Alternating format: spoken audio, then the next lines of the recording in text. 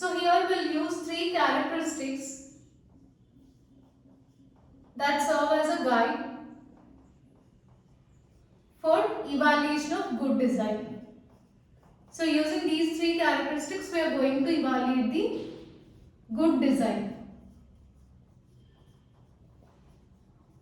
First characteristic is, so here design, it should always implement explicit requirements. So explicit requirements are nothing but the requirements which are mentioned in the requirements model, or the requirements mentioned by the stakeholder in the requirement gathering and analysis phase. Along with that, it should also implement implicit features or implicit requirements desired by the stakeholders. So sometimes the stakeholders, they may ask you to include the requirements at the middle. So this design, so after requirement analysis phase, so those requirements should also be included in the design. So these are nothing but the requirements decided by the stakeholders. And then design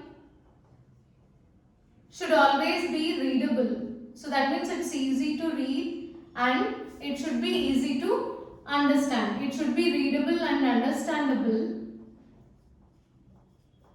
by, so it should act as a guide for those who generate code. So based on design only coding will be implemented, right? Coding will be generated. So the people who are going to generate the code, they should understand this design. And also it should be readable and understandable by the people who test it and support the software.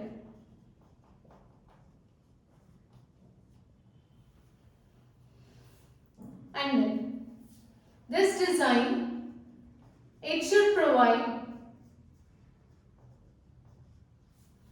complete picture of the software. That means after implementation, how the software looks like. So that complete picture, it should be provided by the design. It's a blueprint of the product, complete picture of the software.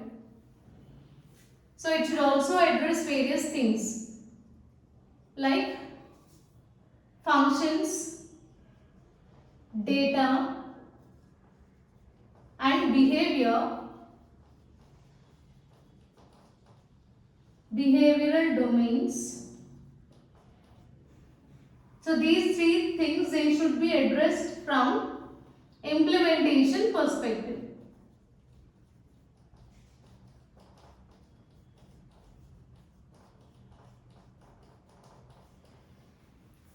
Right? So the three characteristics which are used to evaluate the good design, whether the design is good or not, are: first, the design, it should include all the explicit requirements. At the same time, requirements which are decided by the stakeholders, called as implicit requirements. And it should be simple so that it can be readable and understandable by the people who generate the code as well as who test and support the software. Then design, it should provide complete picture of the software. So it is nothing but blueprint of the product or software. So it should address various domains like functions, behavioral and data domains, and those should be addressed from implementation perspective. So these are few quality guidelines. So the design which we are creating, that should be created by using recognizable architectural patterns. The architecture which we used or which we use in for designing, that should be created using recognizable architectural styles. And also this design, it is composed of components that exhibit good behavior or good design characteristics.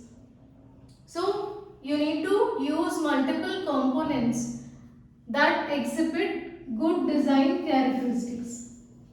So these components, the design, it is made up of multiple components, and also these components, they should provide good design characteristics.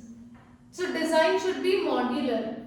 So what is meant by modularity? So here software should be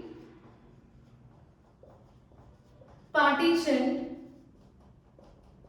into multiple subsystems, right? So what is modularity? If the software that we are going to design, if it is partitioned into multiple subsystems, that is modularity. So design should always be modular. So design should contain distinct representations of data. So the way we are going to represent the data, architecture, or it can be either interface and components also, they should be distinct. And design should lead to data structures that are appropriate for the classes. So these data structures, they should be selected in a way that they should be appropriate for the classes that we are going to implement. And also these data structures, they are drawn from recognizable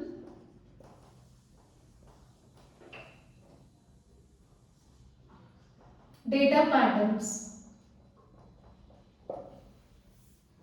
So the data structures, we need to select the data structures which are appropriate for the classes to be implemented for design. And these data structures, they are drawn from recognizable data patterns. So the design, it should lead to components which exhibit individual or independent functional characteristics. So as it is modular, so here we discussed about modularity. Design should be modular. That means it contains multiple components. So every component, it exhibits individual or independent functional characteristics. For example, the system is having total 4 modules. Then this module should exhibit different functionality. This should exhibit different. Like that, every module should exhibit different or independent functional characteristics. So design should lead to interfaces that reduce complexity of the connections.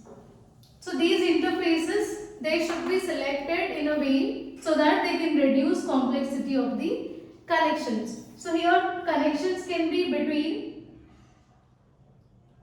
components and with external environment.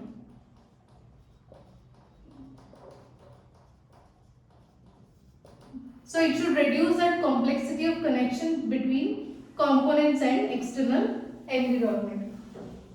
Design should be represented using notations that effectively communicates its meaning. So we will be using various notations here in order to represent the design. So these notations, they should provide a clear picture, or they should communicate its meaning effectively. So these are some quality guidelines.